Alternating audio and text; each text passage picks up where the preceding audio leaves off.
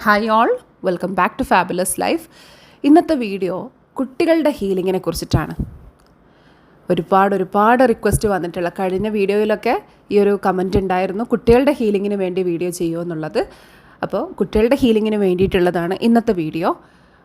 കുട്ടികളുടെ ഹീലിംഗ് എന്ന് പറഞ്ഞാൽ മെൻ്റലി, ഇപ്പോൾ നമ്മൾ പാസ്റ്റിൽ നമുക്ക് അധികം അറിവില്ലാത്ത സമയത്ത് നമ്മൾ കുട്ടികൾ ഒരുപാട് വഴക്ക് പറഞ്ഞു, ഷൗട്ട് ചെയ്തു, അല്ലെങ്കിൽ ഒരുപാട് ഹേർട്ടാക്കി, അവഗണിച്ചു, കുട്ടികൾ ഒരുപാട് വേദനയിലൂടെ കടന്നുപോയി എന്നാണെങ്കിൽ ആ കുട്ടികളെ എങ്ങനെ ഹീൽ ചെയ്യണം എന്നുള്ളതാണ് ഈ ഒരു വീഡിയോയിലൂടെ ക്ലിയർ ആക്കുന്നത് കേട്ടോ. അതിന് മുൻപായിട്ട് പാരൻസിന് വേണ്ടി കുറച്ച് കാര്യങ്ങൾ പറയാനുണ്ട്. അതായത് പാരൻസിൻ്റെ ഹീലിങ്ങിനെ കുറിച്ചിട്ട് കുറച്ച് കാര്യങ്ങൾ സംസാരിക്കാനുണ്ട്. കുട്ടികളുടെ ഹീലിങ്ങിന് വേണ്ടിയിട്ടുള്ള കാര്യങ്ങൾ, കുട്ടികളെ ഇനി അങ്ങോട്ട് സപ്പോർട്ട് ചെയ്യണമെങ്കിൽ, അവരുടെ ഹീലിംഗ് നിങ്ങൾക്ക് നടത്താൻ പറ്റണമെങ്കിൽ നിങ്ങൾ കംപ്ലീറ്റ് ഹീലായിരിക്കണം.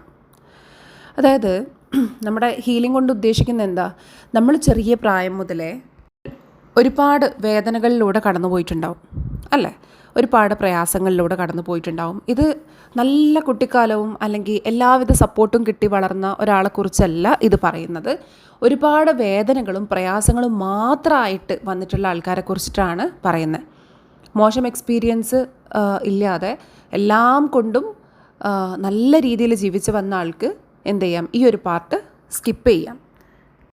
ചെറിയ പ്രായം മുതലേ വീട്ടിൻ്റെ എല്ലാ ബാധ്യതയും ഏറ്റെടുത്ത, അല്ലെങ്കിൽ പാരൻസിൻ്റെ എല്ലാ പെയിനും സ്വന്തം ശരീരത്തിൽ അല്ലെങ്കിൽ മനസ്സിൽ ഏറ്റുവാങ്ങിയ ആൾക്കാർക്കുള്ളതാണ് ഈ ഒരു പാർട്ട്. അപ്പോൾ നിങ്ങളോട് പറയാനുള്ളത്, നിങ്ങൾ ചെറിയ പ്രായം മുതലേ കുറേ വിഷമങ്ങളിലൂടെ കടന്നു പോയിട്ടുണ്ടെങ്കിൽ അതൊക്കെയും നിങ്ങളുടെ സ്വഭാവത്തിൽ അല്ലെങ്കിൽ നിങ്ങളിലുണ്ടാവും. ആ ഒരു വിഷമത്തിൻ്റെ പല രൂപങ്ങൾ നിങ്ങളിലുണ്ടാവും. ഒരു എക്സാമ്പിൾ പറയുകയാണെങ്കിൽ, ഇപ്പോൾ ചെറിയ പ്രായത്തിൽ നിങ്ങൾക്ക് കിട്ടിയിട്ടുള്ളത് ഏറ്റവും കൂടുതൽ നെഗ്ലക്റ്റാണ്, അവഗണനയാണ് ഏറ്റവും കൂടുതൽ കിട്ടിയിട്ടുള്ളത്. അതായത് നിങ്ങളുടെ പാരൻസ് തിരക്കായിരുന്നു, അല്ലെങ്കിൽ അവർക്ക് ദേഷ്യം വരുന്ന സമയത്ത്, അല്ലെങ്കിൽ അവർ സങ്കടപ്പെട്ടിരിക്കുന്ന സമയത്ത് അവർ നിങ്ങളെ മൈൻഡ് ചെയ്തിട്ടില്ലായിരുന്നു എന്നാണെങ്കിൽ, അവരിപ്പോൾ നിങ്ങളുടെ വിഷമങ്ങൾ അവർ കണ്ടിട്ടില്ല എന്നാണെങ്കിൽ, നിങ്ങളിപ്പോൾ നിങ്ങളുടെ കുട്ടികളോട് അത് തന്നെയാണ് കാണിക്കുക. അതായത് ഇപ്പോൾ കുട്ടികൾ എന്തെങ്കിലും പറഞ്ഞു വരുമ്പോൾ നിങ്ങൾക്ക് ഓൾറെഡി എന്തെങ്കിലും സങ്കടം ഉണ്ടെങ്കിൽ കുട്ടികളെ നിങ്ങൾ പൂർണ്ണമായും അവഗണിക്കുകയാണ് ചെയ്യുക. നീ അപ്പുറം പോയേ, അല്ലെങ്കിൽ അത് നീ സ്വന്തമായിട്ട് ചെയ്യാൻ വേണ്ടി നോക്ക്, നമുക്കിപ്പോൾ സമയമില്ല, ഈ രീതിയോ, അല്ലെങ്കിൽ ഇപ്പോൾ കുട്ടികളൊക്കെ ഉറങ്ങാൻ പോകുമ്പോൾ നിങ്ങൾക്ക് വല്ലാത്ത ആശ്വാസം, അതായത് പകൽ മൊത്തവും എന്തോ വലിയ കാര്യം ചെയ്ത പോലെ, കുട്ടികൾ ഉറങ്ങാൻ കിടക്കുന്ന സമയത്ത് വലിയൊരു എന്തൊക്കെയോ ഒഴിഞ്ഞു പോയ പോലുള്ളൊരു ആശ്വാസമൊക്കെ ആയിരിക്കും നിങ്ങൾക്ക് ഫീൽ ചെയ്യും. അതായത് കുട്ടികളുമായിട്ടൊരു കണക്ഷൻ കിട്ടാത്ത അവസ്ഥ.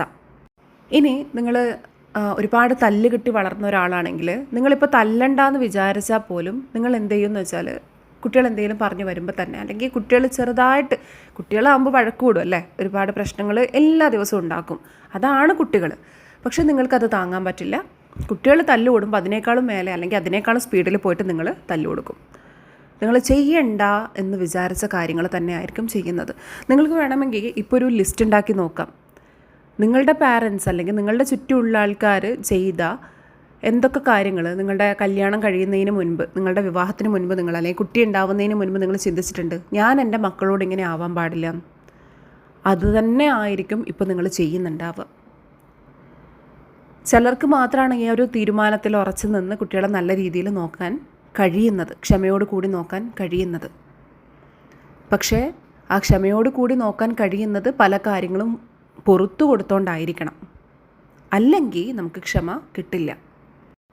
അപ്പോൾ കുട്ടികളുടെ ഹീലിങ്ങിന് വേണ്ടി നിങ്ങൾ റെഡി ആണെങ്കിൽ ആദ്യം, അല്ലെങ്കിൽ നിങ്ങളത് ചെയ്യണം എന്ന് മനസ്സിൽ ഉറപ്പിച്ചിട്ടുണ്ടെങ്കിൽ, നിങ്ങൾ ആദ്യം നിങ്ങളുടെ ഹീലിംഗ് പൂർത്തിയാക്കുക. നമ്മുടെ ഹീലിംഗ് എന്ന് പറയുന്നത് വലിയൊരു ജേണിയാണ്. ഇത് നമ്മൾ കംപ്ലീറ്റ് വലിയൊരു കോഴ്സായിട്ട്, ഒരു 40 ദിവസത്തെ കോഴ്സായിട്ടാണ് ഇത്രയും നാൾ ഹീലിംഗ് ചെയ്തുകൊണ്ടിരുന്നത്. 28 ദിവസത്തെ കോഴ്സ് ഉണ്ടായിരുന്നു. അത് കഴിഞ്ഞിട്ട് നമ്മൾ 40 ഡേയ്സിൻ്റെ കോഴ്സ് ആക്കി മാറ്റിയിട്ടുണ്ടായിരുന്നു. ഇന്നർ ചൈൽഡ് ഹീലിംഗ് എന്ന് പറയുന്നത്, അതായത് നമ്മുടെ ഓർമ്മയിൽ, ഇപ്പോൾ നമ്മുടെ 3 വയസ്സുള്ള നമ്മളെ ഓർമ്മയുണ്ടെങ്കിൽ ആ ഒരു വയസ്സ് മുതലുള്ള നമ്മളെ എടുത്ത് ഏതൊക്കെ സിറ്റുവേഷനിലൂടെ കടന്നുപോയി, അതായത് ഇപ്പോൾ 3-4 വയസ്സിലൊന്നും വേണ്ട, അതായത് ഒരു ചേർത്ത് പിടിക്കൽ, ആ സമയത്ത് കുട്ടികൾക്ക് വേണ്ടത് എപ്പോഴും ആ ഒരു ഹഗ് ആൻഡ് കിസ്സസ് അല്ലേ, ചേർത്ത് പിടിക്കലാണ്. അത് കിട്ടിയിട്ടില്ല, അങ്ങനെ അങ്ങ് വളർന്നതാണ്. ഇനി ഒരു 8-9 വയസ്സിൽ സെക്ഷൽ അബ്യൂസ്, അല്ലെങ്കിൽ അത് കഴിഞ്ഞിട്ട് സ്കൂളിൽ നിന്നുണ്ടായിട്ടുള്ള കുറേ ട്രോമ, ഇങ്ങനെ ഓരോന്നും എടുത്തിട്ട് ഓരോന്നും എടുത്ത് ഹീലാക്കുക എന്നുള്ളതാണ് നമ്മൾ ഇന്നർ ചൈൽഡ് ഹീലിങ്ങിൽ ഫാബൈനിലൂടെ ചെയ്യുന്നത്. ഇന്നർ ചൈൽഡ് ഹീലിങ്ങിൻ്റെ ഗ്രൂപ്പ് അടുത്ത് തന്നെ ഉണ്ടാവും. അതായത് നെക്സ്റ്റ് മന്ത് അല്ലെങ്കിൽ ഈ മന്ത് ലാസ്റ്റ് തീർച്ചയായിട്ടും ഉണ്ടാവും. അപ്പോൾ ആ ഗ്രൂപ്പിൽ ജോയിൻ ചെയ്യാൻ താല്പര്യമുള്ളവർ കോൺടാക്റ്റ് ചെയ്യുക. നമ്മുടെ ഇന്നർ സെൽഫിനെ നമ്മൾ ഹീൽ ചെയ്താൽ, അതായത് അതിൽ മെയിനായിട്ട് വരുന്നത് നമ്മളെ ഹേർട്ട് ചെയ്ത എല്ലാവർക്കും ഫൊർഗീവ് ചെയ്ത് കൊടുക്കുക എന്നുള്ളതാണ്. നമ്മളെ ഏതൊക്കെ വയസ്സിൽ ആരൊക്കെ ഹേർട്ട് ചെയ്തിട്ടുണ്ട് അവർക്ക് നമ്മൾ പുറത്തു കൊടുക്കുക. തീർച്ചയായും എല്ലാവർക്കും പുറത്തു കൊടുക്കാൻ പറ്റും. ഇപ്പോൾ മെയിനായിട്ട് ചോദ്യം വരിക, സെക്ഷൽ അബ്യൂസ് ചെയ്തത് സ്വന്തം അച്ഛനാണെങ്കിലോ, അല്ലെങ്കിൽ സ്വന്തം ബ്രദറാണെങ്കിലോ, അല്ലെങ്കിൽ ഇന്ന കാര്യങ്ങൾ ചെയ്തത് അല്ലെങ്കിൽ ചെയ്തുകൊണ്ടിരിക്കുന്നത് സ്വന്തം അമ്മയാണെങ്കിലോ, ഇവരോടൊക്കെ പുറത്തു കൊടുക്കാൻ പറ്റുമോ? നല്ല വയസ്സല്ലേ അവരിങ്ങനെ ആക്കിയത്. തീർച്ചയായും നമുക്ക് വേണ്ടിയിട്ട് ഫൊർഗീവ് ചെയ്ത് കൊടുക്കാൻ പറ്റും. ഒരുപാട് പേര് നമ്മുടെ ഗ്രൂപ്പുകളിൽ ജോയിൻ ചെയ്ത് ഫൊർഗീവ് ചെയ്ത് കൊടുത്തിട്ടുണ്ട്. അത് നിങ്ങളെ ഫോഴ്സ് ചെയ്ത് പുറത്തു കൊടുക്കലൊന്നുമല്ല, നിങ്ങളുടെ മനസ്സിനെ അതിനേക്ക് പാകപ്പെടുത്തി കൊണ്ടുവന്ന് നിങ്ങൾ തന്നെ താനേ റെഡിയാവലാണ് ചില കാര്യങ്ങൾ വിട്ടുകളയാന്ന് പറഞ്ഞാൽ, ഫൊർഗീവ് ചെയ്യാന്ന് പറഞ്ഞാൽ പിന്നെ അതിൻ്റെ കളറ് മങ്ങും, അത് നിങ്ങളെ ഹേർട്ടാക്കില്ല പിന്നെ. അപ്പോൾ നമ്മുടെ ചുറ്റുമുള്ള ആൾക്കാർക്ക് ഓരോ വയസ്സിലും നമ്മൾ കണ്ടുമുട്ടിയിട്ടുള്ള അല്ലെങ്കിൽ നമ്മളിലൂടെ കടന്നു പോയിട്ടുള്ള വേദനകൾ, അത് അല്ലെങ്കിൽ നമ്മൾ അനുഭവിച്ച വേദനകൾ അത് തന്ന ആൾക്കാർക്ക് പുറത്ത് കൊടുക്കുക എന്നുള്ളതാണ് ഒന്നാമത്തെ കാര്യം. അതുപോലെ തന്നെ നമുക്ക് പുറത്ത് കൊടുക്കുക എന്നുള്ളതാണ് രണ്ടാമത്തെ കാര്യം. നമ്മൾ ഒരുപാട് തെറ്റുകൾ ചെയ്തിട്ടുണ്ടാവില്ലേ? ഓരോ വയസ്സിലും നമ്മളോട് കുറേ പേര് തെറ്റ് ചെയ്യുമ്പോൾ ചിലപ്പോൾ അതേ തെറ്റ് നമ്മൾ ആവർത്തിച്ചിട്ടുണ്ടാവും, അല്ലെങ്കിൽ നമ്മുടെ കൂടെയുള്ള ആൾക്കാരെ ഹേർട്ടാക്കിയിട്ടുണ്ടാവും. നമുക്ക് വേദന തന്നത് ഒരാളായിരിക്കും, പക്ഷേ നമ്മൾ വേദന കൊടുത്തത് വേറൊരാൾക്കായിരിക്കും. ഈ വേദന തന്ന ആൾക്കായിരിക്കില്ല നമ്മൾ വേദന കൊടുത്തിട്ടുണ്ടാവുക, വേറെ ആൾക്കാർക്കായിരിക്കും. ഇതിൻ്റെ ഗിൽട്ട് നമ്മളിലുണ്ടെങ്കിൽ നമുക്ക് എന്ത് ചെയ്യാൻ പറ്റില്ല, ഹീലാവാൻ പറ്റില്ല.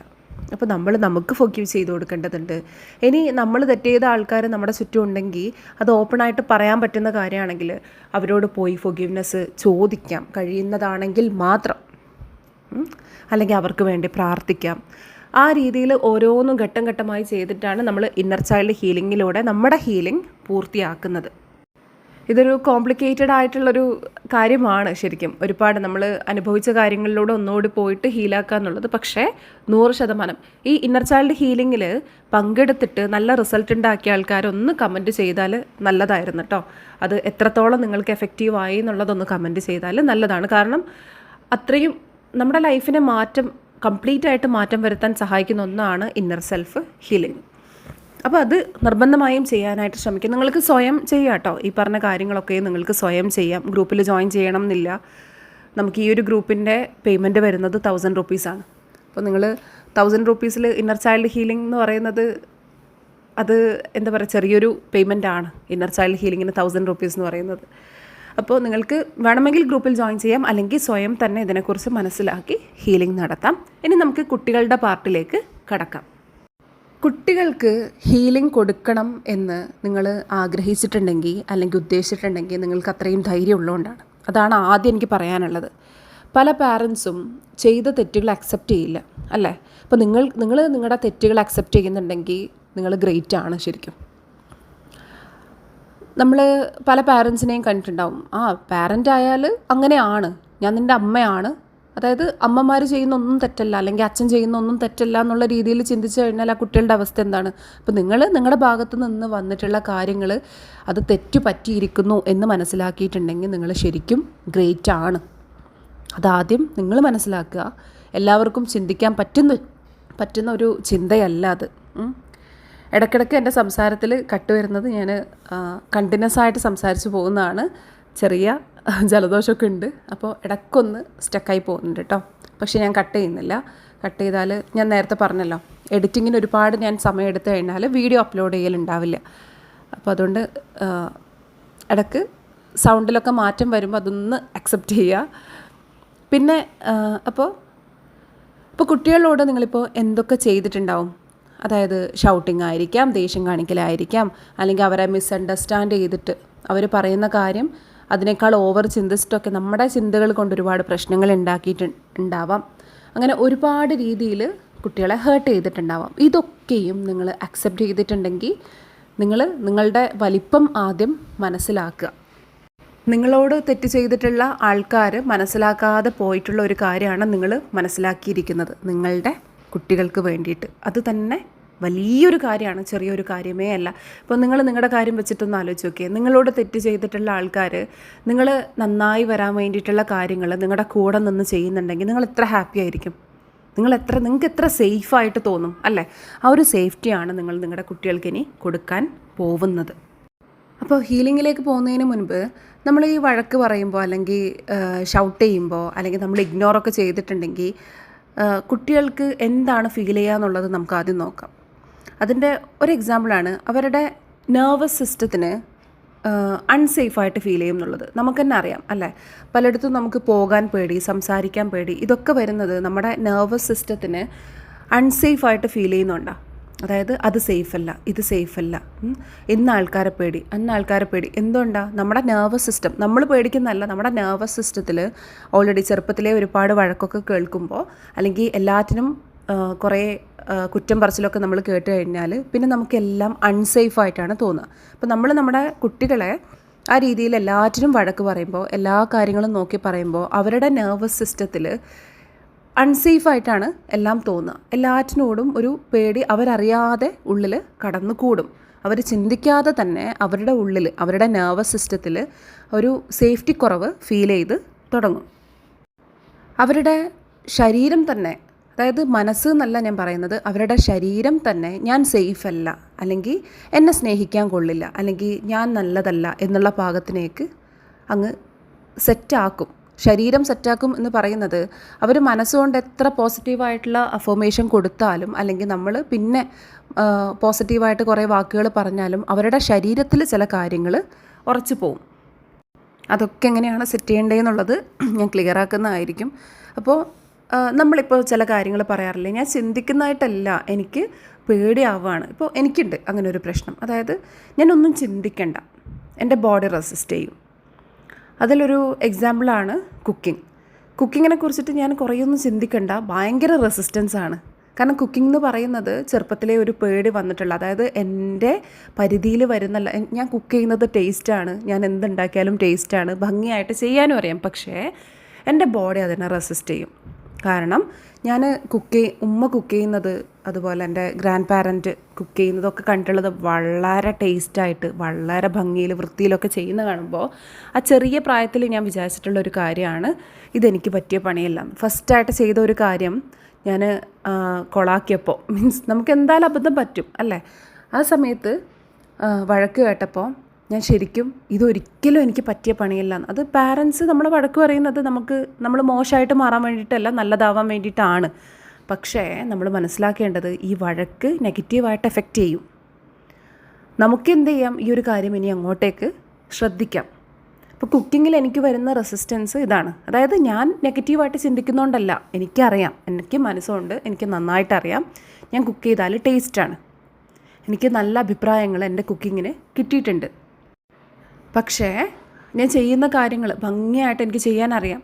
പക്ഷേ ഇപ്പോഴും ഒരു 9 വയസ്സിലോ അല്ലെങ്കിൽ 10 വയസ്സിലോ ചെയ്ത ആ ഒരു പരീക്ഷണം തെറ്റുപറ്റിയതിൻ്റെ ആ ഒരു അന്ന്, ഇപ്പോൾ പാരൻസ് ദേഷ്യപ്പെടുക, പാത്രം മോശമാക്കിയാലല്ലേ, ഞാനന്ന് പാത്രം കരിക്കുകയാണ് ചെയ്തത്.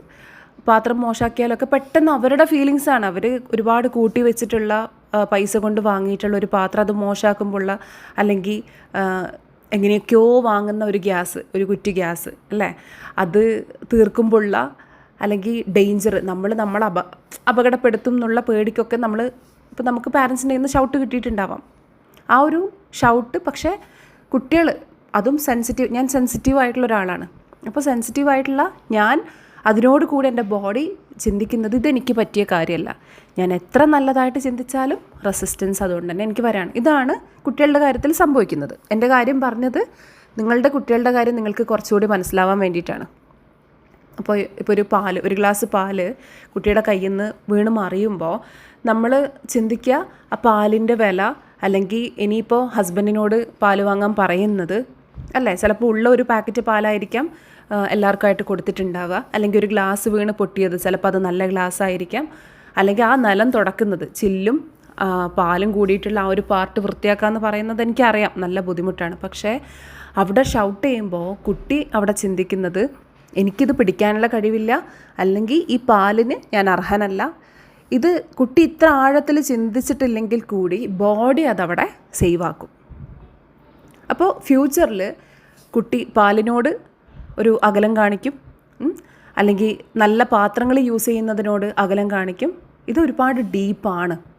നമ്മുടെ ബോഡി പ്രതികരിക്കുന്നത് വളരെ ഡീപ്പാണ്. ഇത് ഓരോ പാരൻറ്റും ഇത്രയും ആഴത്തിൽ മനസ്സിലാക്കിയിട്ടുണ്ടെങ്കിൽ കുട്ടികളോട് വഴക്കിടാൻ നിൽക്കില്ല, കുട്ടികളോട് ഷൗട്ട് ചെയ്യാൻ നിൽക്കില്ല. ഇനി ചെറിയൊരു എക്സാമ്പിൾ പറയുകയാണെങ്കിൽ, ഇപ്പോൾ കുട്ടികൾ നല്ല ഭംഗിയായിട്ട് അവരുടേതായ രീതിയിൽ ഇപ്പോൾ ഒരു കല്യാണത്തിന് പോകാൻ വേണ്ടി ഡ്രസ്സൊക്കെ ചെയ്തു വന്നു. പ്രത്യേകിച്ചും ആൺകുട്ടികൾ, പെൺകുട്ടികളും ആൺകുട്ടികളും ഉണ്ടാകുമ്പോൾ പെൺകുട്ടികൾക്ക് കുറച്ചധികം സാധനങ്ങളൊക്കെ ഇട്ട് കൊടുക്കുമ്പോൾ അവർ കുറച്ചൊരു സ്റ്റൈലായിട്ട് വരും. ആൺകുട്ടികൾക്ക് ഒരുപാട് അണിഞ്ഞൊരുങ്ങാനുള്ള സംഭവങ്ങളില്ല അല്ലേ. അപ്പോൾ സ്റ്റൈലായിട്ട് നിൽക്കുന്ന പെൺകുട്ടീനെ നോക്കിയിട്ട് കുറേ കാര്യങ്ങൾ പറഞ്ഞ്, അപ്പോൾ ഒപ്പം നിൽക്കുന്ന അതേ വയസ്സുള്ള അല്ലെങ്കിൽ 1-2 വയസ്സ് കൂടുതലുള്ള ഒരാൺകുട്ടി അടുത്തുണ്ടെങ്കിൽ ആളുടെ ഉള്ളിലൊരു തോന്നൽ വരാം, ഞാൻ അത്ര നല്ലതല്ല, അതുകൊണ്ടാണ് എന്നെക്കുറിച്ച് പറയാത്തത്. ഒരു ചിന്ത, അല്ലെങ്കിൽ തൊട്ടടുത്തുന്ന അനിയത്തീനെ അമ്മ പിടിച്ചിട്ട് സുന്ദരി എന്നൊക്കെ പറഞ്ഞിട്ട് ഒരു മുത്തൊക്കെ കൊടുത്ത് ആൺകുട്ടീനെ നമ്മൾ ഒഴിവാക്കുന്നതായിരിക്കില്ല. പക്ഷേ എനിക്ക് 2 ആൺകുട്ടികളാണ്, അതുകൊണ്ട് എനിക്ക് ഇതില്ല, പക്ഷേ എനിക്ക് ഈ ഒരു പ്രശ്നമില്ല. പക്ഷേ എന്നാലും ഞാൻ പറയുന്നത്, പെൺകുട്ടികളും ആൺകുട്ടികളും ഒരുമിച്ച് വളരുമ്പോൾ ഇങ്ങനെയുള്ള കുറച്ച് ഇഷ്യൂസും വരാനുണ്ട്. നമ്മൾ ഓട്ടോമാറ്റിക്കലി പെൺകുട്ടികളുടെ ആ ഒരു ഒരുങ്ങിയിട്ടുള്ള സൗന്ദര്യം നമ്മൾ കുറച്ചുകൂടി എടുത്ത് പറയും. പക്ഷേ അതേ വയസ്സുള്ള ആൺകുട്ടിയോ, ആ ആൾക്ക് എന്താ ഫീൽ ചെയ്യാന്ന് വെച്ചാൽ ഞാൻ ഇനഫല്ല, അമ്മക്ക് ഞാൻ തൃപ്തി ആയിട്ടില്ല. ഞാൻ എത്ര ആൺകുട്ടികൾക്കുള്ള ആ ഒരു പരിധി അത് നമ്മൾ കാണാതെ പോകുമ്പോൾ പിന്നെ ഫ്യൂച്ചറിൽ അവർ സൈലൻ്റായിട്ടിരിക്കുമ്പോൾ ഇവൻ മാത്രം സംസാരിക്കില്ല, അല്ലെങ്കിൽ ഇവനെന്താ ഇങ്ങനെ എന്നുള്ള രീതിയിൽ പറഞ്ഞിട്ട് കാര്യമില്ല അല്ലേ. നമ്മൾ അപ്രീസിയേഷൻ കൊടുക്കുന്നുണ്ടെങ്കിലും അല്ലെങ്കിൽ എന്ത് ചെയ്യുമ്പോഴും കുറച്ചൊന്ന് നമുക്കെപ്പോഴും ഈക്വലാക്കാൻ പറ്റണം എന്നില്ല.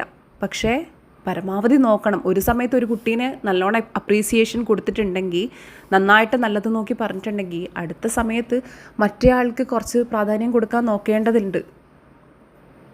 അല്ലെങ്കിൽ നമുക്ക് സംസാരത്തിൽ, ഇപ്പോൾ എൻ്റെ കേസിൽ ഞാനിപ്പോൾ ചെയ്തുകൊണ്ടിരിക്കുന്നത് ചില കാര്യങ്ങൾ, ഇപ്പോൾ അധികവും ഞാൻ ഇളയ കുട്ടീനെ എന്ത് ചെയ്യും, കുറേ കാര്യങ്ങളിൽ ഉഷാറാക്കാൻ വേണ്ടി നല്ല അപ്രീസിയേഷൻ സംഭവങ്ങളൊക്കെ കൂടുതൽ കൊടുക്കാറുണ്ട്. 2ാമത്തെ കുട്ടിയാണ്, ഓട്ടിസ്റ്റിക് ആണെന്ന് ഞാൻ പറഞ്ഞത്.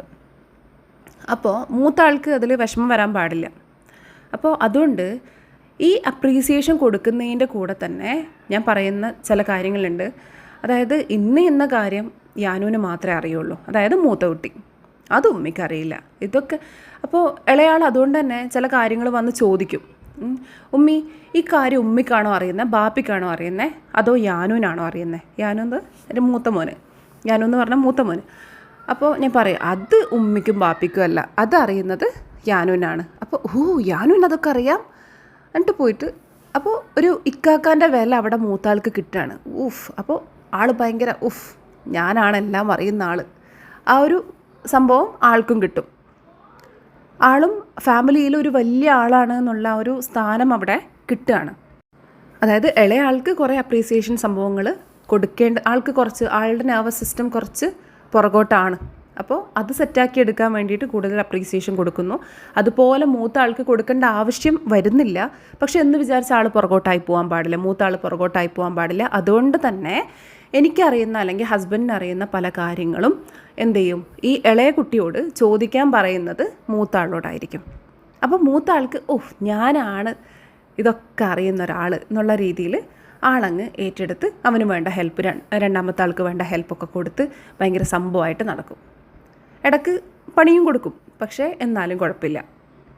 ഇനി അടുത്തത്, അപ്പോൾ നമ്മുടെ നെർവസ് സിസ്റ്റത്തിൻ്റെ കാര്യം മനസ്സിലാക്കിയല്ലോ. എൻ്റെ കുട്ടിയുടെ നെർവസ് സിസ്റ്റം കുറച്ച് പുറകോട്ടാണെന്ന് പറഞ്ഞത് ആൾ കുറച്ച് ഫിയറുള്ള സംഭവങ്ങളിലൂടെ കടന്നു പോയിട്ടുണ്ട്. അത് മറ്റേതെങ്കിലും വീഡിയോയിലൂടെ ഞാൻ പറയാം കേട്ടോ. ഞാനായിട്ട് ഹേർട്ടാക്കിയതല്ല, കുറച്ച് മനുഷ്യന്മാർ കൊടുത്ത പണിയാണ് 2ാമത്തെ കുട്ടിക്ക്. അപ്പോൾ അത് ഞാൻ മറ്റുള്ള വീഡിയോയിലൂടെ ക്ലിയർ ആക്കാം. പിന്നെ നമ്മൾ നമ്മുടെ കുട്ടീനെ ഹേർട്ട് ചെയ്തത് ഇപ്പോഴും കുട്ടിയിലുണ്ട് എന്നുള്ളത് എങ്ങനെയാണ് മനസ്സിലാക്കുക? അവർ ഇമോഷൻസ് എക്സ്പ്രസ് ചെയ്യാൻ വേണ്ടി പേടിക്കും. കരയാനാണെങ്കിലും അല്ലെങ്കിൽ ദേഷ്യപ്പെടാനാണെങ്കിലും അവരുടെ ഇമോഷൻസ് എന്താണെങ്കിലും അത് എക്സ്പ്രസ് ചെയ്യാനായിട്ട് അവർ പേടിക്കും. പിന്നെ പീപ്പിൾ പ്ലീസിങ് ഉണ്ടാവും. ആൾക്കാരെ പ്ലീസ് ചെയ്ത് നിർത്തുക എന്നുള്ളത് അവരുടെ ഒരു സ്വഭാവമായിരിക്കും. ഇത് എന്നിലും ഉള്ളൊരു കാര്യമാണ്. അതായത് ഇപ്പോൾ ഒരു കാര്യം ഇപ്പം ഞാൻ ഒരാൾക്കൊരു ജോലി കൊടുക്കുന്നതാണെങ്കിലും അവരോട് എനിക്ക് പറയാം, ഇന്ന സമയത്തിനുള്ളിൽ ഇത് ചെയ്ത് തീർക്കിട്ടോ എന്നുള്ളത് പറയുന്നതിന് പകരം, അല്ലെങ്കിൽ ഇന്ന സമയത്തിനുള്ളിൽ ഇത് അപ്ഡേറ്റ് ചെയ്യണം എന്ന് പറയുന്നതിന് പകരം ഞാൻ പറയുന്നത്, ഇത് ചെയ്ത് തീർക്കാൻ പറ്റുമോ, ഇന്ന സമയത്തിനുള്ളിൽ ചെയ്യാൻ കഴിയുമോ എന്നായിരിക്കും ഞാൻ ചോദിക്കുന്നത്. അതെൻ്റെ പീപ്പിൾ പ്ലീസിങ്ങിൻ്റെ ഭാഗമാണ്. അപ്പോൾ ഇതുപോലെ കുട്ടികൾ എല്ലാം സംസാരിക്കാൻ പേടിക്കും. ഇനി പീപ്പിൾ പ്ലീസിങ് അല്ലെങ്കിൽ എല്ലായിടത്തും സൈലൻ്റ് ആയിരിക്കും. ചിലപ്പോൾ ഒന്നും സംസാരിച്ചു എന്ന് വരില്ല, ആവശ്യത്തിന് പോലും സംസാരിക്കാത്തൊരവസ്ഥയായിരിക്കും ഉണ്ടാവുക. പിന്നെ ചില കുട്ടികൾ എന്തായിരിക്കും, വല്ലാതെ ദേഷ്യം കാണിക്കും, വല്ലാത്ത ദേഷ്യമായിരിക്കും. അല്ലെങ്കിൽ മൊത്തത്തിൽ ഇപ്പോൾ ദേഷ്യം വന്നു കഴിഞ്ഞാൽ മൊത്തത്തിൽ അങ്ങ് ഷട്ട് ഡൗൺ ചെയ്തിരിക്കുന്നൊരു അവസ്ഥയായിരിക്കും. ഒന്നും മിണ്ടില്ല, പറയില്ല, മുഖത്ത് ദേഷ്യം ഉണ്ടാവും, കാണാനുണ്ടാവും. പിന്നെ പാരൻസിനെ ഒഴിവാക്കുക, അവോയ്ഡ് ചെയ്യുക. പാരൻസിന് എത്ര കണക്റ്റ് ചെയ്യാൻ നോക്കിയാലും കുട്ടികളുമായിട്ട് കണക്ഷൻ കിട്ടില്ല. എന്തെങ്കിലും ചോദിച്ച് പോകുമ്പോൾ തന്നെ വേറെ എന്തെങ്കിലും പറഞ്ഞ് കുട്ടികൾ ഒഴിഞ്ഞു മാറുന്നത് കാണാൻ പറ്റും. പിന്നെ എന്തെങ്കിലും പ്രശ്നങ്ങളൊക്കെ ഉണ്ടാകുന്ന സമയത്ത് അതല്ലെങ്കിലും നിങ്ങൾക്ക് എന്നെ ഇഷ്ടമല്ല എന്നുള്ളത് എനിക്കറിയാം, അല്ലെങ്കിൽ നിങ്ങൾക്ക് എന്നെ ഇഷ്ടമല്ലല്ലോ, എന്നെ മാത്രം നിങ്ങൾ ഒഴിവാക്കല്ലേ, ഈ രീതിയിലുള്ള സംസാരങ്ങൾ കുട്ടിയുടെ ഭാഗത്തുനിന്ന് വരും. ഇനിയാണ് ഏറ്റവും ഇമ്പോർട്ടൻ്റ് ആയിട്ടുള്ള പാർട്ട്. എങ്ങനെയാണ് കുട്ടികളെ ഹീൽ ചെയ്യുക? ആദ്യം നിങ്ങൾ നിങ്ങളുടെ തെറ്റ് അക്നോളജ് ചെയ്യുക, ഡിഫെൻഡ് ചെയ്യാതിരിക്കുക. ഐ എം സോറി, എൻ്റെ ഭാഗത്തുനിന്ന് ഒരുപാട് തെറ്റുകൾ വന്നു പോയിട്ടുണ്ട്, മോൻ എന്നോട് ക്ഷമിക്കണം, അല്ലെങ്കിൽ മോൾ എന്നോട് ക്ഷമിക്കണം. അമ്മക്ക് ഒരുപാട്, അല്ലെങ്കിൽ അച്ഛന് ഒരുപാട് തെറ്റുകൾ പറ്റിയിട്ടുണ്ട്. അന്ന് അമ്മക്ക് അറിവില്ലായിരുന്നു, അല്ലെങ്കിൽ അച്ഛന് അറിവില്ലാത്തതുകൊണ്ടാണ് ചില കാര്യങ്ങൾക്ക് ഇങ്ങനെ ഷൗട്ട് ചെയ്തത്. അത് ശരിക്കും മോൻ്റെ തെറ്റല്ല, അത് മനസ്സിലാക്കേണ്ടത് അച്ഛനായിരുന്നു. പക്ഷേ അന്ന് അച്ഛനറിയില്ല. അങ്ങനെയൊക്കെ പറയുമ്പോൾ മോന് ഹേർട്ടാവുമെന്ന്, അല്ലെങ്കിൽ മോൾക്ക് ഹേർട്ടാവുമെന്ന് അറിയില്ലായിരുന്നു. ശരിക്കും അന്നത്തെ വഴക്ക് അത് നീ അർഹിക്കുന്നില്ല, അത് ഞാൻ മനസ്സിലാക്കേണ്ട കാര്യമായിരുന്നു. ഈ രീതിയിൽ കുട്ടികളോട് തെറ്റ് ഏറ്റു പറയാം. തെറ്റേറ്റു പറഞ്ഞാൽ കുട്ടികൾ നമ്മളെക്കാളും മുകളിൽ പിന്നെ സംസാരിക്കോ അല്ലെങ്കിൽ കൂടുതൽ കുറ്റപ്പെടുത്തോ എന്നുള്ളത് നമ്മുടെ ഭയം മാത്രമാണ്. നമ്മൾ ഒരേ ലെവലിൽ പോകാൻ തുടങ്ങുമ്പോൾ ഒരിക്കലും കുട്ടികൾ നമ്മളെ ഹേർട്ട് ചെയ്യാനായിട്ട് നിൽക്കില്ല. നമ്മൾ തെറ്റ് ഏറ്റു പറഞ്ഞു കഴിഞ്ഞാൽ പിന്നെ നമ്മൾ അവരോട് നല്ല രീതിയിലാണ് പോകുന്നതെങ്കിൽ ഒരിക്കലും കുട്ടികൾ പിന്നെ ഹേർട്ടാക്കില്ല, നമ്മളെ തിരിച്ച് ഹേർട്ടാക്കില്ല. മിസ്റ്റേക്സ് അവരുടെ അന്ന് നടന്ന സംഭവങ്ങൾ അല്ലെങ്കിൽ പഴയ കാര്യങ്ങൾ വേണമെങ്കിൽ നിങ്ങൾക്ക് ഓരോന്നും എടുത്ത് പറയാം. ഇന്നൊരു സമയത്ത് ഞാനിങ്ങനെ നിന്നെ തല്ലിയില്ലേ, അല്ലെങ്കിൽ വല്ലാതെ ഷൗട്ട് ചെയ്തില്ലേ, അല്ലെങ്കിൽ ഇന്ന് ആൾക്കാരുടെ മുമ്പിൽ വെച്ച് ഞാൻ ഇന്ന പോലെ പറഞ്ഞപ്പോൾ നിനക്ക് ആകെ ഒരു ഷെയിമായില്ലേ, അല്ലെങ്കിൽ ഞാൻ വല്ലാതെ കുറ്റപ്പെടുത്തിയില്ലേ, അത് അമ്മയുടെ മിസ്റ്റേക്കാണ് അല്ലെങ്കിൽ അച്ഛൻ്റെ മിസ്റ്റേക്കാണ് എന്നുള്ളതൊക്കെയും ഒന്ന് പറയുക.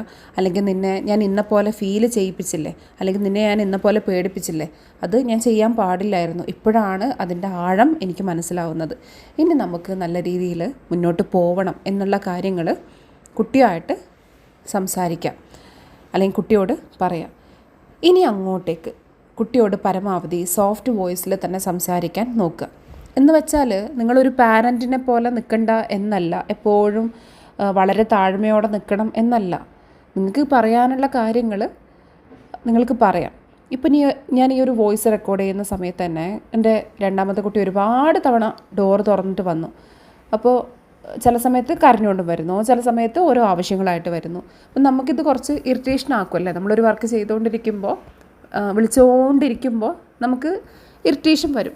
അപ്പം ഞാനിപ്പോൾ അവസാനം പറഞ്ഞത് അതായത് നിങ്ങളുടെ നാട്ടിൽ യൂസ് ചെയ്യാൻ പറ്റിയിട്ടുള്ള വേർഡ്സ് ഉണ്ടാവും അല്ലേ.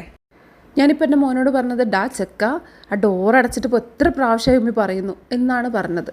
അപ്പോൾ ഡാ ചെക്ക എന്ന് വിളിക്കുമ്പോൾ അവനറിയാം സാധാരണ ഞാൻ ഐമൻ എന്നാണ് വിളിക്കുന്നത്. അപ്പോൾ ഡാ ചെക്ക എന്ന് വിളിച്ചിട്ട് ആ ഒരു ടോണിലുള്ള ആ ഒരു വ്യത്യാസം ഉണ്ടല്ലോ, ആ ഒരു വ്യത്യാസത്തിൽ ആൾക്ക് മനസ്സിലാവും ഉമ്മയ്ക്ക് ഇറിറ്റേഷൻ വരുന്നുണ്ട്. ഇനി പിന്നെയും വന്നാൽ ഇതാ വന്നിട്ടുണ്ട്, വീണ്ടും കാര്യങ്ങൾ ചോദിക്കാനായിട്ട് വന്നിട്ടുണ്ട്. എന്ത് തുണിയാ? അത് കിച്ചണിൽ വെച്ചോ, കൗണ്ടർ ടോപ്പിൽ വെച്ചോ? അതെ, ഇപ്പോൾ കണ്ടല്ലോ. അപ്പോൾ വീണ്ടും വന്നാണ് ഒരു തുണി, അത് എവിടെയാണ് വെക്കേണ്ടതെന്ന് ചോദിക്കാനായിട്ട്. അത് കിച്ചണിൽ കൗണ്ടർ ടോപ്പിൽ വെക്കാനും പറഞ്ഞു. അപ്പോൾ ഇനിയും ചോദിച്ചുകൊണ്ട് നിൽക്കുന്നുണ്ടെങ്കിൽ, പല കാര്യങ്ങളുമായിട്ട് വന്നുകൊണ്ടിരിക്കുന്നുണ്ടെങ്കിൽ ഞാൻ ഒരു വാണിംഗ് ആയിട്ട് കൊടുക്കും. എങ്ങനെ? ഇനി ഉമ്മീനെ വിളിക്കാൻ വന്നാൽ ഇനി ഉമ്മീനെ വിളിക്കാൻ വന്നു കഴിഞ്ഞാൽ എന്ന് അത്ര പറഞ്ഞാൽ മതി. അത്ര പറഞ്ഞാൽ തന്നെ ആൾക്ക് മനസ്സിലാവും. ഇനി ഉമ്മീൻ്റെ സ്വഭാവം മാറും. അപ്പോൾ നമുക്ക് ഈ രീതിയിൽ മാനേജ് ചെയ്തെടുക്കാൻ പറ്റുന്നതേ ഉള്ളൂ. നിങ്ങൾക്കിപ്പോൾ റിയൽ ലൈഫ് എക്സ്പീരിയൻസ് ഇതിൽ നേരിട്ട് കിട്ടിയല്ലോ.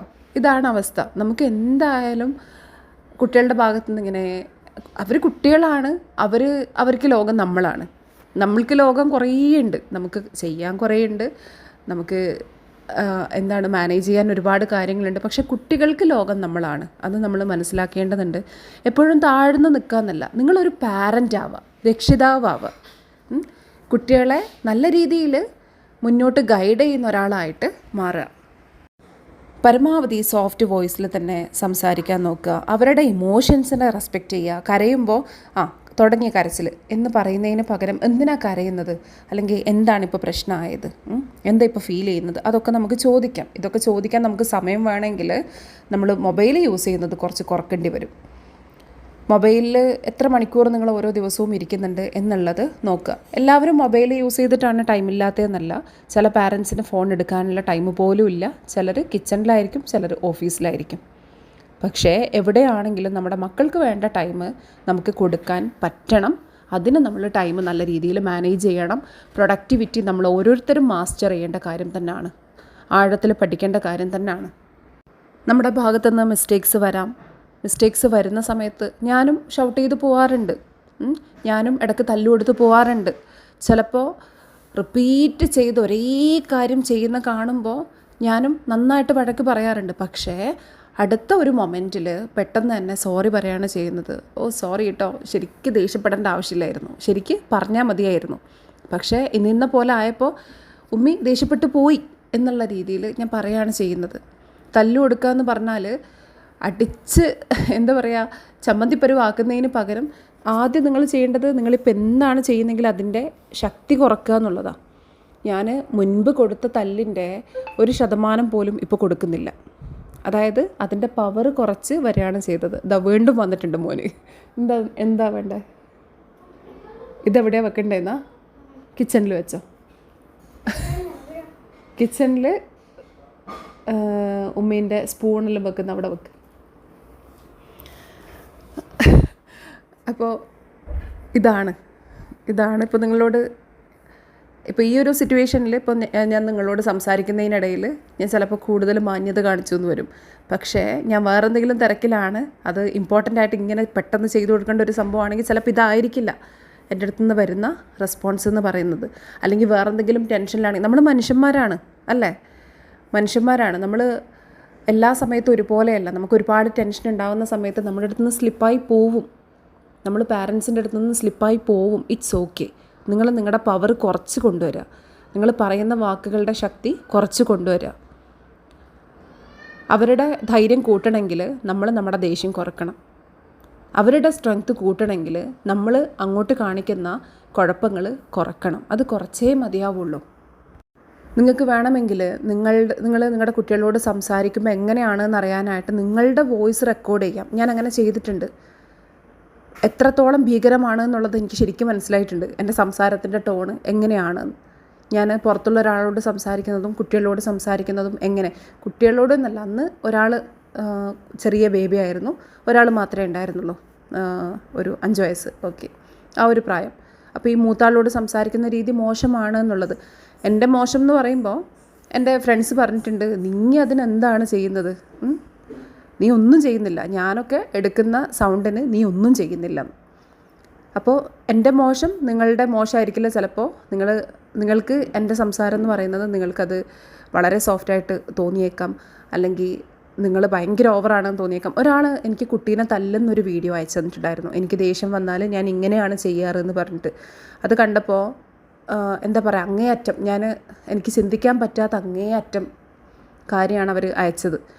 അത് അവർ ആ ഒരു രംഗം ചിത്രീകരിച്ചത്, അത് റെക്കോർഡ് ചെയ്തത് എന്താണെന്ന് വെച്ചാൽ അവർക്ക് അവരുടെ സ്വഭാവം മനസ്സിലാവാൻ വേണ്ടിയിട്ടായിരുന്നു. എത്രത്തോളം മോശമാണ് എന്ന് അവർക്ക് അവരെ തന്നെ നാണം കെടുത്താൻ വേണ്ടിയായിരുന്നു അവർ കുട്ടീനെ തല്ലുന്ന സമയത്ത് ആ ഒരു വീഡിയോ എടുത്തത്. അതിലൂടെ അവരവരുടെ കുട്ടീനെ തല്ലുന്നത് അത് സ്റ്റോപ്പ് ചെയ്തിട്ടുണ്ട്. അപ്പോൾ നമ്മളെല്ലാവരും ഡിഫറെൻ്റാണ്, നമുക്ക് കിട്ടിയത് ഡിഫറെൻ്റാണ്, നമ്മൾ പഠിച്ചത് ഡിഫറെൻ്റാണ്, നമ്മളുടെ ലെവൽ ഡിഫറെൻ്റാണ്. നമ്മൾ ഏതവസ്ഥയിലാണെങ്കിലും നമുക്ക് മനോഹരമാക്കാൻ പറ്റും പാരൻറ്റിങ്. അടിപൊളിയായിട്ട് കൊണ്ടുപോകാൻ പറ്റും. നമ്മുടെ കുട്ടികളുടെ സംസാരം അത് നോക്കിയിട്ട് നമുക്ക് മനസ്സിലാക്കാൻ പറ്റും അവർക്ക് ധൈര്യമുണ്ടോ, അവരെത്രത്തോളം മുന്നിലാണ് അല്ലെങ്കിൽ പുറകിലാണ് എന്നൊക്കെ ഉള്ളത് നമുക്ക് മനസ്സിലാക്കാൻ പറ്റും. അവരാരെങ്കിലും പേടിക്കുന്നുണ്ടോ ഒക്കെ നമുക്ക് മനസ്സിലാക്കാൻ പറ്റും. അപ്പോൾ ഇന്ന് മുതൽ എന്ത് ചെയ്യുക, ഒന്ന് നിങ്ങൾ ചെയ്തുകൊണ്ടിരിക്കുന്ന കാര്യത്തിൻ്റെ ശക്തി അങ്ങ് കുറച്ചേക്കുക. നമ്മൾ വീട്ടിൽ നിന്നാണെങ്കിലും പുറത്തുനിന്നാണെങ്കിലും ഏകദേശം ഒരേ ലെവലിൽ കൊണ്ടുപോകാനായിട്ട് നമുക്ക് കഴിയണം. വീട്ടിൽ നിന്ന് കുട്ടിയുടെ നല്ല കുറുമ്പ് കാണിക്കും അല്ലേ, പ്രത്യേകിച്ചും അമ്മമാരുടെ അടുത്തൊക്കെ ചിലപ്പോൾ ഭയങ്കരമായിട്ട് കുറുമ്പ് കാണിച്ചു എന്ന് വരും. അത് അവർ ഫ്രീഡം എടുക്കുന്നതാണ്, അവർക്ക് നമ്മളോടല്ലാതെ. അതുപോലെ നമുക്ക് വഴക്ക് പറയാം, നമ്മൾ അമ്മയാണ് അല്ലെങ്കിൽ അച്ഛനാണ്, നമുക്ക് വഴക്ക് പറയാം. തീരെ വഴക്ക് പറയണ്ടെന്നല്ല, വഴക്ക് പറയാം. ഇപ്പോൾ കഴിഞ്ഞ ദിവസം നമ്മൾ ഭക്ഷണം കഴിക്കുന്ന സമയത്ത് എൻ്റെ മോൻ പറയുന്നുണ്ടായിരുന്നു, ഉമ്മീനെ ഞാൻ ഡയഗ്നോസ് ചെയ്തിട്ടുണ്ട്, ഉമ്മി ഒരു ഏഷ്യൻ പാരൻ്റാണ്. അതായത് മൂത്ത ആൾ സ്കൂൾ വിട്ട് വന്നിട്ട് ഡ്രസ്സ് അഴിക്കാതെ ഇങ്ങനെ, അതായത് യൂണിഫോം മാറ്റാതെ ഇങ്ങനെ നടന്നുകൊണ്ട് പിന്നെ കിച്ചണിൽ വന്നിട്ട് പറയാണ്, എനിക്ക് പെരി പെരി പിസ്സ വേണമെന്ന്.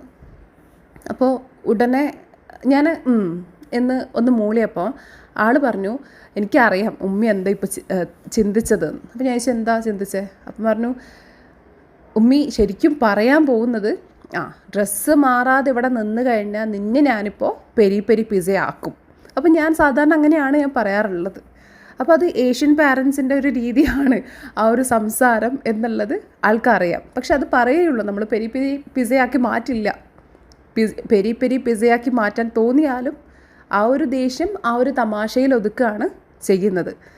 പറഞ്ഞാൽ കേൾക്കാതിരിക്കുമ്പോൾ ഇപ്പോൾ എന്തെങ്കിലും സംഭവം പറഞ്ഞ് അതിൻ്റെ മുകളിൽ ഇങ്ങനെ ചൊറഞ്ഞ് നിൽക്കുന്ന സമയത്ത് ഞാൻ അതേ വേർഡാണ്, ഇപ്പോൾ ഇങ്ങനെ തന്നെ നിൽക്കുകയാണെങ്കിൽ ഞാനിപ്പോൾ ചപ്പാത്തി ആക്കും, അല്ലെങ്കിൽ എന്താണോ സംഭവിക്കുന്നത് അത് വെച്ചിട്ട് ഞാൻ തമാശയിൽ ഒതുക്കാറാണ് പതിവ്. ഇപ്പോൾ എൻ്റെ ഇളയ മോനാണ് പറഞ്ഞത്, ഞാൻ ഡയഗ്നോസ് ചെയ്തിരിക്കുന്നു ഉമ്മി ഒരു ഏഷ്യൻ പാരൻ്റാണ്, ഞാനിങ്ങനെ പറയുന്നതുകൊണ്ട്.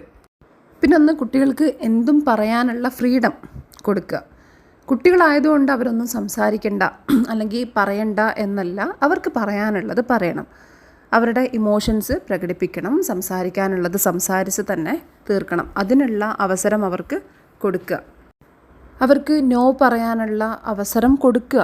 അല്ലെങ്കിൽ നോ പറയൽ സേഫാണ് എന്നുള്ളത് അത് അവരോട് പറയുക. എനിക്ക് ഈ ഫുഡ് ഇഷ്ടമായിട്ടില്ലെങ്കിൽ ഇഷ്ടമല്ല എന്ന് പറഞ്ഞോ, അല്ലെങ്കിൽ ഇത് വേണ്ടെങ്കിൽ കഴിക്കണ്ട, ഇറ്റ്സ് ഓക്കെ, വേണമെങ്കിൽ കഴിച്ചാൽ മതി. അല്ലെങ്കിൽ ഇപ്പം നിനക്ക് ഹോംവർക്ക് ചെയ്യണ്ടേ, ഓക്കെ, ഏത് സമയത്താണോ നീ ചെയ്യുക, ടൈം പറ, ആ സമയത്ത് ചെയ്താൽ മതി. അപ്പോൾ അവർക്ക് നോ പറയേണ്ടടുത്ത് നോ പറയാനും യെസ് പറയേണ്ടടുത്ത് യെസ് പറയാനൊക്കെ ഉള്ള ഒരു ഫ്രീഡം നമ്മൾ വീട്ടിൽ നിന്നാണ് ആദ്യം കൊടുത്തു തുടങ്ങേണ്ടത്. ഞാൻ പറയും നീ അനുസരിക്കുക, ഈ രീതി ഒരിക്കലും നല്ലതല്ല. ആ രീതി കൊണ്ട് ബുദ്ധിമുട്ടുന്ന ആൾക്കാരാണ് ഈ ഒരു വോയിസ് കേട്ടുകൊണ്ടിരിക്കുന്നത്. അപ്പോൾ കുട്ടികൾക്ക് നോ പറയാനുള്ളത് വീട്ടിൽ നിന്ന് തന്നെയാണ് നമ്മൾ പഠിപ്പിച്ചു കൊടുക്കേണ്ടത്, അല്ലെങ്കിൽ അവസരം ഒരുക്കി കൊടുക്കേണ്ടത്. ഈ കാര്യങ്ങളൊക്കെയും നിങ്ങൾ ഫോളോ ചെയ്താൽ തന്നെ നിങ്ങളുടെ കുട്ടികൾ ഹീലാവും. ആദ്യം സോറി പറഞ്ഞ് പിന്നെ അങ്ങോട്ട് നിങ്ങളുടെ ഭാഗത്തുനിന്ന് മിസ്റ്റേക്സ് വരുമ്പോൾ അത് നിങ്ങൾ വീണ്ടും വീണ്ടും ആവർത്തിച്ച് പറഞ്ഞ് സോറി പറഞ്ഞിട്ടോ, അല്ലെങ്കിൽ പിന്നെയും സോഫ്റ്റ് വോയിസിലേക്ക് മാറി, അല്ലെങ്കിൽ ചിരിയിലേക്ക് കാര്യങ്ങൾ മാറ്റിക്കൊണ്ട് തമാശയിലൂടെ കാര്യങ്ങൾ പറഞ്ഞുകൊണ്ട് കുട്ടികളുമായിട്ട് കണക്ഷൻ വീണ്ടും വീണ്ടും ഉണ്ടാക്കിയെടുക്കുക. ദേഷ്യപ്പെടുന്ന സമയത്ത് എന്തിനാണ് ദേഷ്യപ്പെട്ടത്, അല്ലെങ്കിൽ ഇത് നമ്മൾ ദേഷ്യപ്പെടാതെ വേറെ ഏത് രീതിയിൽ നമുക്ക് ഇന്ന കാര്യം മാനേജ് ചെയ്യാൻ പറ്റും, അല്ലെങ്കിൽ നമുക്ക് എന്താ ഒരുമിച്ച് ചെയ്യാൻ പറ്റുക, നിൻ്റെ ഈ ഫീലിങ്സ് മാറ്റാനായിട്ട് ഞാൻ എന്താ ചെയ്യണ്ടേ, ഈ രീതിയിലൊക്കെ കുട്ടികളായിട്ട് കണക്ഷൻ വീണ്ടും വീണ്ടും ഉണ്ടാക്കിയെടുക്കുക. നമുക്ക് ചെയ്യാൻ കഴിയുന്നതേ ഉള്ളൂ. പിന്നെ ഇതിൻ്റെ കൂടെ നേരത്തെ പറഞ്ഞ കാര്യം, നിങ്ങളുടെ ഇന്നർ ചൈൽഡിനെ ഹീൽ ചെയ്യുക. നിങ്ങൾക്ക് എന്താണോ വേണ്ടത് അത് നിങ്ങൾ കൊടുത്തു തുടങ്ങുക. അതിന് വേണ്ട എല്ലാ സപ്പോർട്ടും നമ്മൾ പേഴ്സണൽ കോച്ചിങ്ങിലൂടെ അതുപോലെ ഗ്രൂപ്പ് കോച്ചിങ്ങിലൂടെ കൊടുക്കുന്നുണ്ട്. പേഴ്സണൽ കോച്ചിങ് ഇപ്പോൾ താൽക്കാലികമായിട്ട് നിർത്തിവെച്ചിട്ടാണുള്ളത്. ഗ്രൂപ്പ് കോച്ചിങ് അവൈലബിൾ ആണ്. അടുത്ത ഗ്രൂപ്പ് സ്റ്റാർട്ട് ചെയ്യാൻ പോവുകയാണ്. അടുത്ത ഗ്രൂപ്പ് പവർ ഗേൾ ഗ്രൂപ്പാണ്. അത് കഴിഞ്ഞാൽ സ്ത്രീകൾക്കും പുരുഷന്മാർക്കും ഒക്കെ ജോയിൻ ചെയ്യാൻ പറ്റുന്ന ഇന്നർ ചൈൽഡ് ഹീലിംഗ് ആണ് ഉണ്ടാവുക. അപ്പോൾ അതിൽ പങ്കെടുക്കാൻ താല്പര്യമുള്ളവർ താഴെ നമ്പർ കൊടുത്തിട്ടുണ്ട് കേട്ടോ, അതിൽ കോൺടാക്റ്റ് ചെയ്താൽ മതി. എന്തെങ്കിലും വീഡിയോ റിക്വസ്റ്റ് ഉണ്ടെങ്കിൽ അത് കമൻറ്റിലൂടെ നിങ്ങൾക്ക് അറിയിക്കാം. അതുപോലെ സംശയങ്ങളുണ്ടെങ്കിലും കമൻറ്റിലൂടെ തന്നെ ചോദിക്കാം കേട്ടോ. വാട്സപ്പിൽ നിങ്ങൾ സംശയങ്ങൾ ചോദിക്കുന്നതിനേക്കാളും ഇവിടെ കമൻറ്റിൽ ചോദിക്കുന്നതാണ് കുറച്ചുകൂടി നല്ലത് കേട്ടോ. വാട്സപ്പിലാവുമ്പോൾ അത് മെസ്സേജ് നോക്കി വിട്ടുപോകും. ഇവിടെ കമൻറ്റ് സെക്ഷനിലാണെങ്കിൽ എനിക്ക് പെട്ടെന്ന് തന്നെ കാണാനും അത് വെച്ച് വീഡിയോ ചെയ്യാനും കഴിയും കേട്ടോ. അപ്പോൾ thank you so much. Video ഇഷ്ടമായിട്ടുണ്ടെങ്കിൽ ലൈക്ക് ചെയ്യാൻ മറക്കാൻ പാടില്ല. ഈ ഒരു വിഷയം നിങ്ങൾ ആരെങ്കിലും കാണാൻ ആഗ്രഹിക്കുന്നുണ്ടെങ്കിൽ അല്ലെങ്കിൽ മറ്റാർക്കെങ്കിലും ഈ ഒരു വിഷയം ഹെൽപ്ഫുൾ ആവും എന്ന് തോന്നുന്നുണ്ടെങ്കിൽ, സഹായമാകും എന്ന് തോന്നുന്നുണ്ടെങ്കിൽ അവർക്ക് കൂടി വീഡിയോ ഷെയർ ചെയ്ത് കൊടുക്കുക. Thank you so much. മറ്റൊരു വീഡിയോയിലൂടെ വീണ്ടും കാണാം കേട്ടോ.